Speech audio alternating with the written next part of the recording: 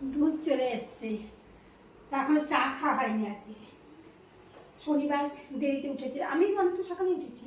উঠে আমার যাবতীয় কাজকর্ম সেরে টেরে ঘুরে এসে মেয়ের সঙ্গে ফোনে কথা বলছিলাম, আর কর্তাবাবু ব্যায়াম করছিল। কর্তাবাবুর এখন চা খাওয়ার টাইম হয়েছে, দুধটাও চলে এলো। গুড মর্নিং বন্ধুরা, দেখতে থাকো আবার ভিডিওটা। ভাবছিলাম করবো না ভিডিও, করবো না করে আবার শুরু করে দিলাম।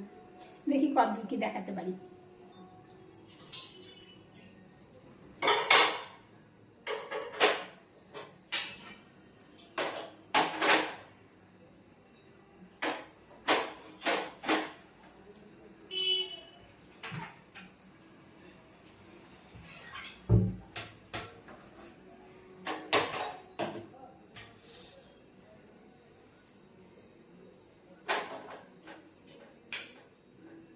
দুধটা বসিয়ে চায়ের আয়োজন করবো।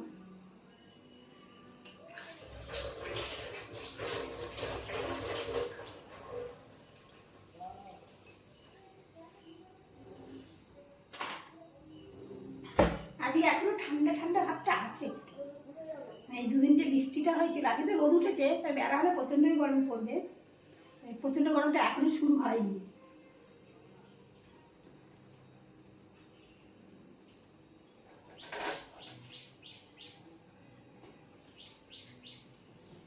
আজকে আমি চা খাবো।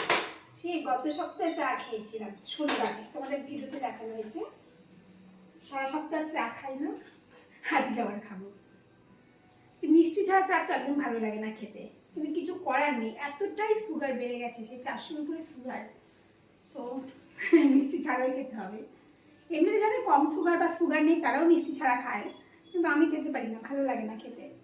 ওই জন্য চা খাই, ছেড়ে দিলেও চা খেতাম না, চায়ের নেশা নেই, ওই জন্য চা খাই না। ওই আজকে একটু খাই, আর চায়ের সঙ্গে একটু পাউরুটি খেলে পরে জলখাবারটাও হয়ে যাবে। আর শনিবার তো অন্য কিছু জলখাবার করা হয় না। আর আমি ভিডিওটা সাধারণত শনিবারেই করি, যার জন্য কী হয় বলে তো, এই একই ভিডিও, ওই সেই লাউ ঘন্ট, সেই পাউরুটি, সেই তা ভাবছি এরপরে যদি ব্লগ করি শনিবারে করবো না, অন্যবারে করবো, তাহলে অন্যরকম দেখা যাবে। তো চা, বিস্কিট, পাউরুটি সব নিয়ে চলে যাচ্ছি বেডরুমে। বেডরুমে খুব জোরে বক্স চলে, রোজই তোমাদের বলি, কত খুব জোরে জোরে গান ছাড়ে। তো ওখানে গিয়ে চাটা খাবো, আর ভিডিও করতে পারবো না, এত বক্স ছাড়ে না, কপিরাইটিং হয়ে যাবে, যার জন্য ওখানে আর ভিডিও করতে পারি না। আজ চা খেয়ে আর আড্ডা মারিনি, কারণ অনেক বেলা গেছে, 10:30 বেজে গেছে। সবজি টবজি কেটে রান্না চাপাতে হবে। চালটা মেপে একটু ভিজিয়ে রাখলাম, চালটা একটু ভিজিয়ে রাখি, ভাতটা ভালো হয়। এখন লাউ কাটবো, কালকে লাউটা কিনে এনেছি। ফুলকপি করব, আমড়ার চাটনি করব, আর কাঁকড় ভাজা করবো। এখন কেটে কুটে নিই। চোখ ভর্তি কাজল, কালকে বেরিয়েছিলাম সন্ধ্যার পরে, বাজার করতে বেরিয়েছিলাম, কাজল করেছিলাম, এখন কাজল চোখে রয়ে গেছে। তো কাটাকুটি করি। মোবাইলটা নিয়ে নিচে বসেছি, বসে সবজি কাটছি, বগর বগর করছি তোমাদের সঙ্গে, তাতে দেখছি আমি ভিডিওটাই মানে মোবাইলটা অন করিনি, ভিডিওই চালু করিনি। তো কাটাকুটি হয়ে গেল। এই দেখো লাউটা কেটে নিলাম, আলু ফুলকপি কেটে নিলাম, কাঁকরোল কেটে নিলাম, এই আমড়া কেটে নিলাম। এবার রান্না চাপাবো, দুজন মানুষের এটাই অল্প অল্প রান্না হয়ে যাবে, বেশি টাইম লাগবে না। শুরু করে দিই রান্না বান্না। এখন ভাত হয়ে গেছে, কাঁকড় ভাজা হয়ে গেছে, দেখা যাচ্ছে নাকি লাউ ঘন্ট হচ্ছে। লাউ ঘন্ট চাপাতে চাপাতে অর্ডার হয়ে গেছে, লাউ ঘন্ট আমি আমাকে দেবে কথা বলছে, আর আমি প্লেট নিয়ে চামচ নিয়ে রেডি আছি, হবে কি আগে ওনাকে টেস্ট করতে দেওয়া হবে। লাউ ঘন্ট কিন্তু খুব ভালোবাসে, তাও তো এখন ছোটো ছোটো লাগানো হয়, হাট করা হয়।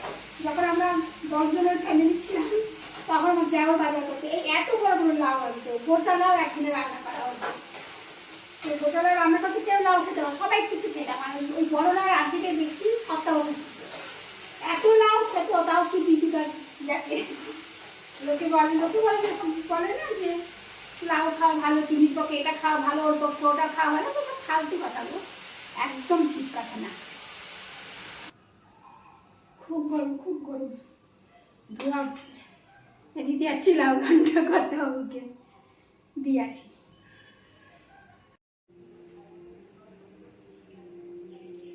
আমার রান্নার কাজ চলছে। চাটনিটা রান্না হয়ে 12টা বাজলো। 12টার মধ্যে দুপুরে রান্নাবান্না কমপ্লিট। একটা সময় ছিল আমাদের অনেক লোকজন যখন ছিলাম, 12টার সময় আমাদের জল খাবার মিটে 12টার পরে 12:30টায় দুপুরে রান্না থাকতো, তারপরে চলতো কত বেলা অবধি। সংসারের কত রূপ। আগে তো জল খাওয়ার কোনো ব্যাপার নেই, আমাদের দুটো মানুষ জল খাবার খাই না, যার জন্য জল খাবার খেলে 11টা 11:30 বাজতো। তারপরে রান্নাবান্না চাপাতে 12টা ওই বেলাই হয়ে যেত। জল খাবারটা খাই না বলে তাড়াতাড়ি হয়ে যায়। বাসন, চায়ের বাসন, সমস্ত বাসন টাসন কল থেকে নামিয়ে দিয়ে আসলাম, বোতলে ভরে জল আনলাম। আমি তো রান্না বান্না সব মেন কল থেকে নিয়ে এসে করি, এখানে ট্যাঙ্কির কলের জল দিয়ে কিছুই করি না। আমি জল টলটা না হলো কতবার যে পুনিচ করি সারাদিন।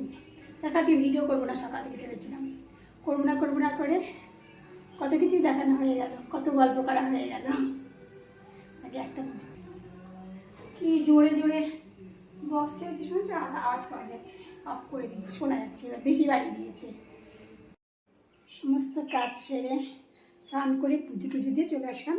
এখন 2টো বাজে, খাওয়া দাওয়ার পালা। দেখি কর্তাবাবু কখন খায়, তো 2টোর মধ্যে খেয়ে নেওয়াই ভালো। বলো দাঁড়াও দেখাচ্ছি কী রান্না করলাম। সেই অল্প অল্প রান্না 2টো মানুষের দেখাচ্ছি।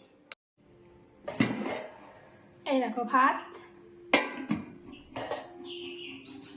কাঁকরোল ভাজা, লাউ ঘন্ট, আলু ফুলকপির ঝোল, আমড়ার চাটনি। এই হলো নিরামিষ রান্না, অল্প অল্প রান্না সব। 2:15 বাজলো, এখন কর্তাবাবু বললো খাবেন, কাজ আছে না তো, খেয়ে একটু রেস্ট নিই। আবার আজকে কর্তাবাবুকে নিয়ে ডাক্তারের কাছে যাওয়ার টাইম, আর ডাক্তারের কাছে গেলে প্রচুর টাইম লাগে, প্রচুর, মানে 100 জনের মতন থাকে তো, কী বলে পেশেন্ট থাকে। আমার এই যদি নাম্বার এবার 35 না 36-এ আছে, 5:30টায় যেতে বলেছে। ওই 7টা 7:30টার আগে দেখবে না, দেখা যাক কতটা টাইম লাগে। যদি বাড়িতে দেখাবো, দেখো ভিডিও করবো না করে কত কিছু দেখানো হয়ে গেল, কত কথা বলা হয়ে গেল। ভাবতে পারি তো যাই, কর্তাবাবুকে খেতে দিয়ে আসি, তারপর আমিও খেয়ে নিই। কখন থেকে শুভ ভাবছি, 3:30 বেজে গেল, একটু শুতে পারলাম না। চুলটা ভেজা, ভালো মতো শুকায়নি। শ্যাম্পু করার চুল চট করে শুকিয়ে যায়, তেল মাথার চুল যদি ভেজা হয় না, একদম শুকাতে চায় না। চেহারাটা কেমন হয়ে গেছে, সুগারটা তো বেড়েছে না, তার প্রভাব পাকে মুখে চোখে পড়েছে। কেমন কালটি হয়ে গেছি, কেমন যেন হয়ে গেছে।